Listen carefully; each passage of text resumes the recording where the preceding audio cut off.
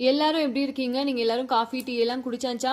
இன்னைக்குங்க 2 மாசத்துக்கு முன்னாடி நம்ம ஊர்ல இருந்து ஒரு அக்கா வந்து என்கிட்ட ஆர்டர் போட்டிருந்தாங்க. அவங்க ரொம்ப க்ளோஸ் இந்திரா அக்கா.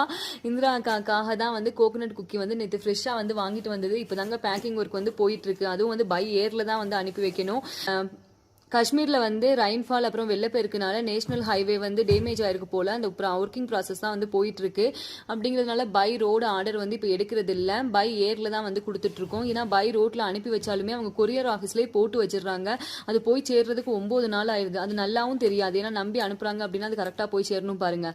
ஸோ அப்படிங்கிறதுனால இப்போ பை ஏர்ல தான் கார்கோ ஃப்ளைட்ல தான் அனுப்பி வச்சுட்டு இருக்கோம். மாஸ்டர் வந்து ஸ்கூலுக்கு இன்னும் ஒரு 15 நிமிஷமோ 20 நிமிஷமோ தான் இருக்கு. அதுக்கு முன்னாடி இதை பேக் பண்ணிட்டு இதை ஆஃபீஸ்லேயும் வேற கொடுத்துட்டு போகணும். அதுதான் ஒரு பெரிய ஒரு டிஃபிகல்ட்டு.